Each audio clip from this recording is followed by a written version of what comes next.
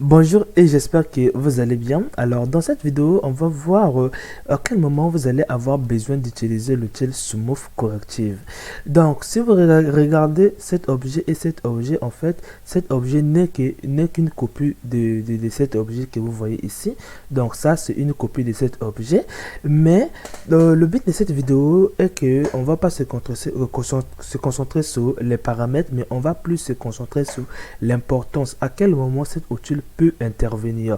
En fait, je suis sûrement que vous avez déjà utilisé cet outil, mais malheureusement, ce n'était pas cet outil, mais à la place d'un autre outil. Donc, vous avez sûrement eu besoin d'utiliser Smooth Corrective, mais à la place, on utilise le plus souvent un autre outil. Donc, si par exemple j'active les overlays pour voir notre objet que nous voyons ici, on va aussi le reprendre, mais je suis d'abord en train de vous montrer d'abord le problème. Imaginons que je ne veux pas voir les détails que nous voyons ici. Donc pour cela, vous allez avoir besoin de lisser un peu votre objet. Mais le plus souvent, tout comme moi, tout comme plusieurs personnes font, ils vont faire clic droit pour venir cliquer sur Sheet Smooth pour lisser leur objet. Alors que lorsque vous allez faire, apparemment vous allez constater que votre objet s'est bien lissé. Mais attention, cet outil n'est pas utilisé pour lisser le maillage de votre objet. Donc, les gens l'utilisent pour lisser le maillage de leur objet, alors que ce n'est pas cet outil que vous devriez utiliser. En fait, cet outil que vous appelez Sheet Smooth, ça permet de lisser les ombres. Parfois, lorsque vous allez, si par exemple je fais Sheet Flat, lorsque vous avancez par exemple, vous allez arriver ici que l'ombre ici et l'ombre ici, donc vous allez voir vraiment une différence. Donc des ombres dont les bordures sont en carreau, donc sont un peu dentées. Donc pour éviter que les ombres soient dentées, les gens on utilise souvent clic droit, on fait Sheet Smooth afin que les ombres ne puissent pas être dentées.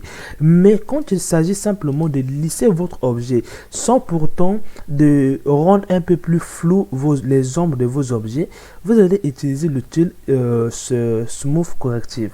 Donc on va simplement le voir ici.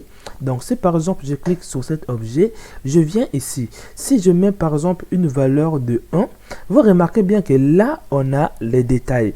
Mais si je mets une valeur de 0.1, et là vous remarquez bien qu'on a perdu les détails. Ça veut dire qu'on perd aussi quelque chose en termes de maillage. Mais ici, vous ne perdez pas en termes de maillage. Donc, on va le voir, on va créer un nouveau projet. Alors, une fois que nous sommes ici, on va supprimer simplement cet objet et vous allez venir prendre par exemple un plan. Je vais simplement l'agrandir. Comme ça, n'oubliez pas de venir ici, donc n'oubliez pas de venir sur application et de cliquer sur appliquer l'échelle.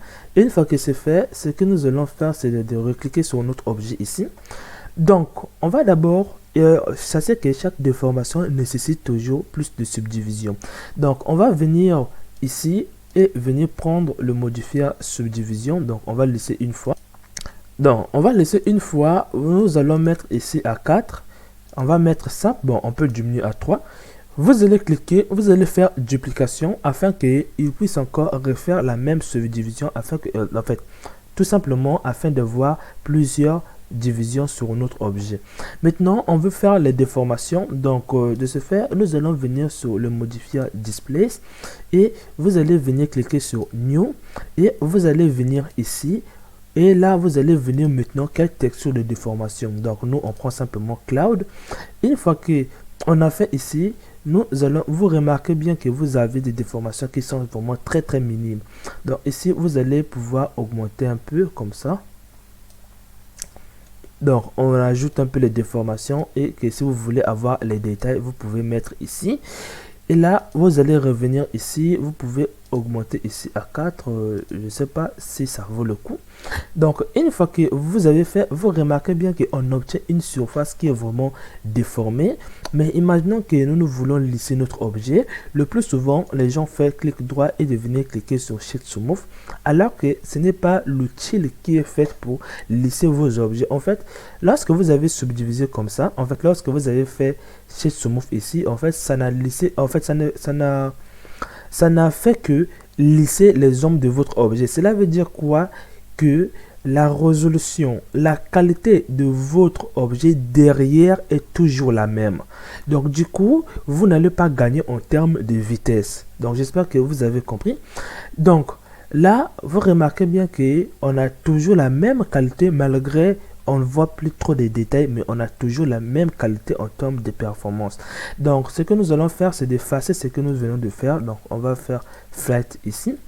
Donc pour dire à Blender, diminue un peu, en fait, lisse notre objet et diminue aussi la qualité au même moment. Donc du coup, vous allez venir ici dans les modifiers, vous allez venir prendre l'outil qu'on appelle Smooth Correctif. Donc c'est un modifier de déformation. Une fois que vous avez fait, apparemment rien ne s'est passé. Si par exemple vous venez sur les paramètres ici, donc si vous venez par exemple sur les paramètres ici, si vous augmentez les valeurs ici, apparemment rien ne se passe. Donc vous allez dire, en fait vous allez indiquer à cet outil de prendre en compte les modifiers. Donc vous allez cliquer simplement sur One ici, et là vous pouvez basculer sur la qualité ou encore lisser votre objet. Donc vous constatez bien, donc là lorsque ça a lissé votre objet, en fait vous remarquez bien que c'est votre maillage qui est aussi réarrangé. Donc j'espère que vous avez compris. C'est là en quel moment vous allez utiliser Smooth Correctif. Si vous avez l'habitude de lisser vos objets avec Smooth ici, c'est presque la même chose de ce que vous allez faire ici. Donc j'espère qu'aujourd'hui maintenant vous saviez l'utilité de cet outil. Donc on se retrouve dans les prochaines vidéos.